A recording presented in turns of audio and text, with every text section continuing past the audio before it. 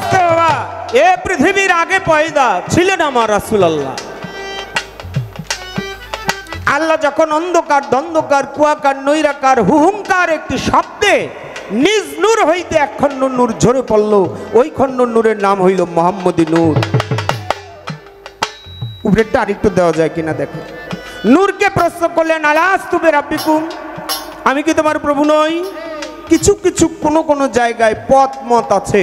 কেউ কেউ বলেছে আনা আনা আনতা আনতা বলেছিল, আমি আমি তুমি তুমি।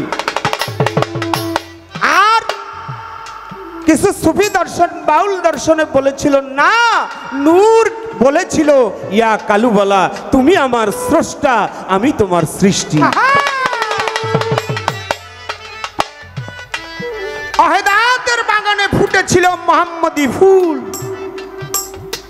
সেই মোহাম্মদী ফুলের প্রকাশ একদিন জিব্রাইলে কি কাম করে আমার নবীর বাড়ি যা,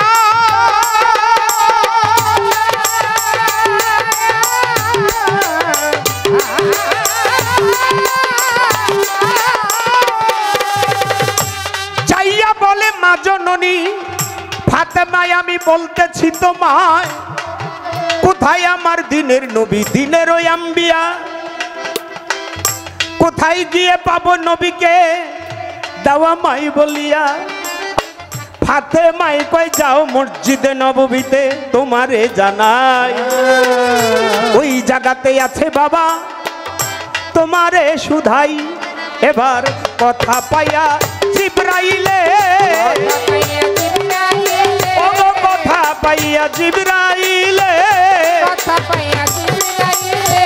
কথা পাইয়া জিবরাইলে মসজিদে নববীতে যায়। যাওয়ার আগে বাড়ি থেকে যখন বের হইতে লয়, মা ফাতেমা পিছন থেকে ডাক দিয়ে কয়, ছোট কাকা আবার আইসেন, কারণ আপনাকে অনেকদিন পরে দেখছি। জিবরাইল গেছে রাগ হয়ে, কি রে? ফাতেমাই কয়, আমারে ছোট কাকা, ওর যে বাবা যাকে আমি হইতে দেখছি তার ঘরের মেয়ে, সে আমাকে বলে ছোট কাকা। দৌড়ে মসজিদে নববীতে গেছে। আমার নবী তো ছিল অন্তর্যামী, মুখ দেখেই সব বলতে পারতো। সুবহানাল্লাহ। ডাক দিয়া কয়, জিবরাইল তোমারে জানাই, তোমার মুখটাই এমন মলিন কেন, আমায় বলো তাই।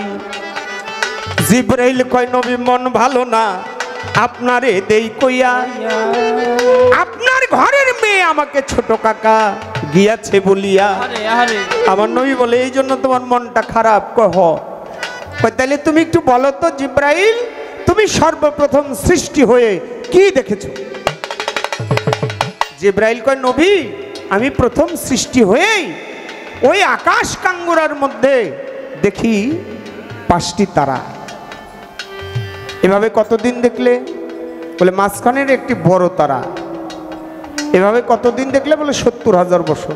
তারপরে 70,000 বছর পরে তারা ডুবে গেল। তারপরে কি দেখলে? ডুবন্ত অবস্থায় 70,000 বছর ছিল। তারপরে 70,000 বছর পরে বড় একটি তারা। কতদিন দেখলে? 70,000 বছর। তারপরে বলে 70,000 বছর পরে আবারও তারা ডুবে গেল। বলে এইভাবে উঠেছে আর ডুবেছে, এইভাবে তুমি কতবার দেখছো? জিবরাইল কয়, ইয়া রাসূলুল্লাহ, এইভাবে আমি দেখেছিলাম 72,000 বার। আমার নবী বলে, ওই তারাটা তুমি দেখলে চিনবা কিনা বলো নাই আমারে। বলে, কি বলেন নবী, আমি যাইতে আসতে কতবার যে দেখছি, এটা আবার চিনে না কিভাবে? আমার নবী বলে, পিছে যাও। কোথায়? কোন পিছে? বলে, আমার পিছে যাও। নবীর পিছনে গেলেন। নবীর বাম কাদের আড়াই আঙুল নিচে কবুতরের ডিমের ন্যায় পশম দিয়ে ঢাকা। আসুন সবাই আমরা চুম্বন করে নিই নবীজির মহব্বতে। আমার নবী বলে, আমি আল্লাহর কসম করে বলি নবী, এই তারাটি আমি সেদিন প্রথম আসমানে দেখেছিলাম।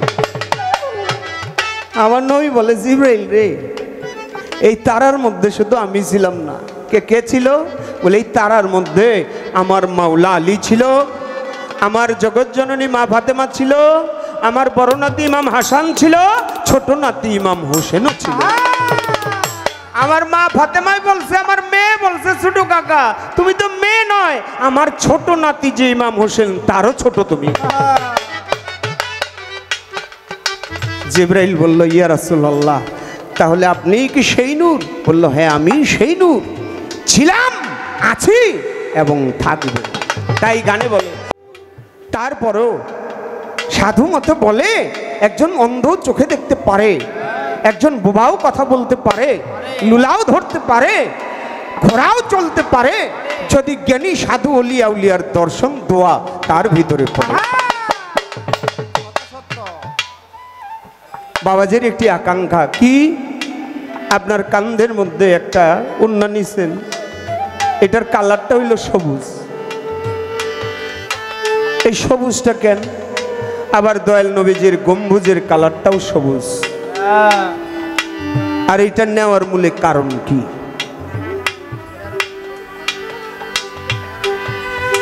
হ্যাঁ সেটাই তো, মসজিদে নববীর যে দয়াল নবীর রওজার উপরে যে গম্বুজ মেহরাবটা, ওইটা সবুজ।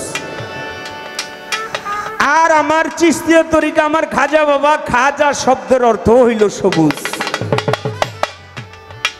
খাজা শব্দের অর্থ হইল সবুজ। কেন সবুজ হইল? খাজা শব্দটা আসছে খোয়াজা থেকে। জিন্দাপীর পানির মালিক খোয়াজ খিজির, তিনি ওই মরা ঘাসের উপরে বসলে হলুদ হয়ে যায়, মরা ঘাস লাল হয়ে যায়। ওই মরা ঘাসের উপরে তিনি যখন বসতেন, তার পায়ের ছোঁয়ায়, তার শরীরের স্পর্শে ওই মরা ঘাসগুলি সবুজে রূপান্তরিত হইত। তেমনি ভাবে আমার খাজা বাবাও, তিনি যখন তার খেলাফত পাইলেন, হাসিল করলেন, অলিপ্ত হাসিল করলেন, তখন তিনি ওই মরা ঘাসের উপরে জঙ্গলের ভিতর দিয়ে যখন হাঁটতেন, তখন তার শরীরের গন্ধে, তার শরীরের স্পর্শে মরা ঘাসগুলি আবার সবুজে রূপান্তরিত হইত। এই জন্য খাজা শব্দের অর্থ হইল সবুজ। আর যেহেতু আমি চিশতিয়া তরিকা, এই জন্য আমার সবুজ কালারটা ব্যবহার করা। আর এই ওড়নাটা রাখার মূল উদ্দেশ্য হলো, কে কোনভাবে উত্তর দেয় তা আমি জানি না বাবা, আমি অধম নরধম অজ্ঞানী মূর্খ, আমার মাথায় যেটা ধরে আমি আমার পীর মুর্শিদ গুরু ধরা লোক যারা তারা বুঝবেন।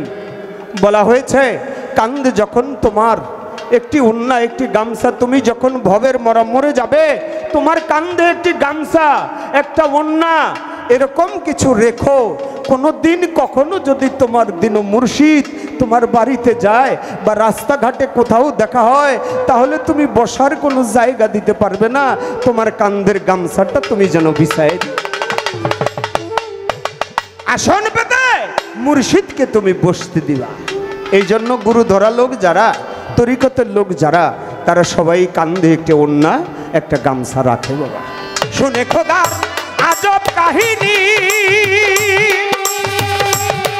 কত অজ্ঞানী হয়ে যায় জ্ঞানী।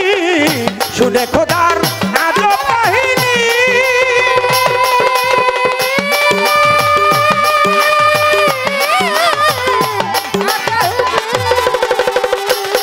কত অজ্ঞানী হয়ে যায় জ্ঞানী। নিরাকারে ছিলেন সাইগর, নিরাকারে ছিলেন সাইগর। 90,000 ইয়া সাকেলা ইয়া মোহাম্মদ রাসূলুল্লাহ, ইয়া মোহাম্মদ রাসূলুল্লাহ, ইয়া মোহাম্মদ হাবিবাল্লাহ। এই পৃথিবীর আগে পয়দা,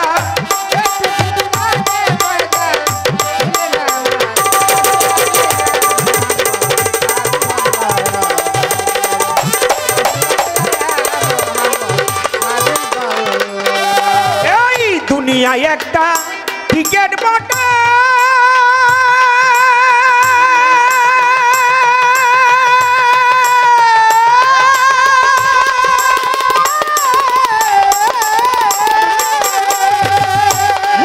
মোহাম্মদ কি বসতে দুনিয়ায় একটা টিকেট বটে।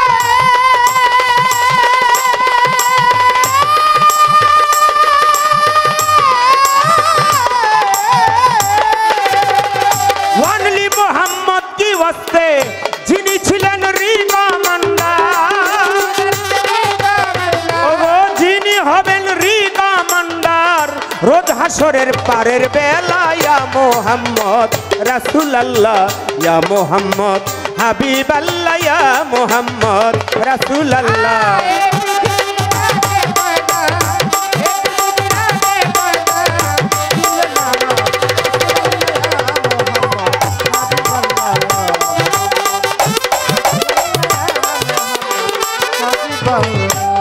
ও যেমন মেঘলা রাতে চাঁদ উঠিলে চাঁদকে ঢেকে রাখলে মেঘের আড়ালে মেঘলা রাতে চাঁদকে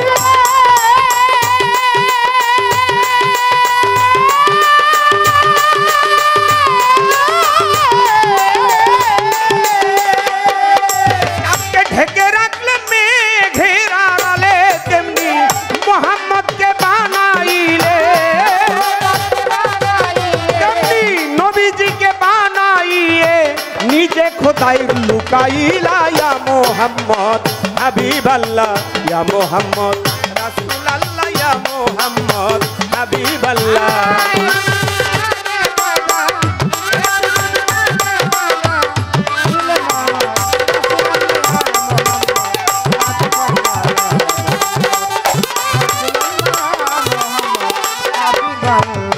হে প্রভু দয়াল মাইটি তোমার বান্দাদের করে দাও খাটি ও হে প্রভু দয়াল মাইটি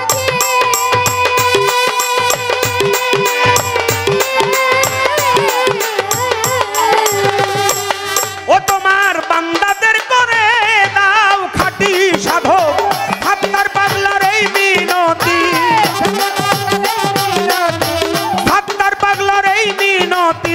পার করি ওঠে কার বেলা ইয়া মোহাম্মদ হাবিবাল্লাহ ইয়া মোহাম্মদ রাসূলুল্লাহ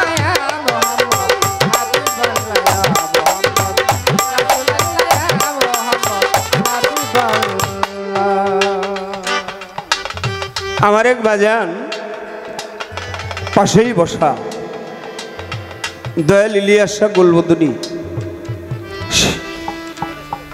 মনাই পাগলের ভক্ত তিনি তার ভিতরে একটা প্রশ্ন জাগছে বলছে আমি কিছু প্রশ্ন করতে পারি আপনাদের আমি কই বাবা এমনি শিল্পীকে প্রশ্ন করে তারপরে আবার কমিটি থেকে বলছে একটা করে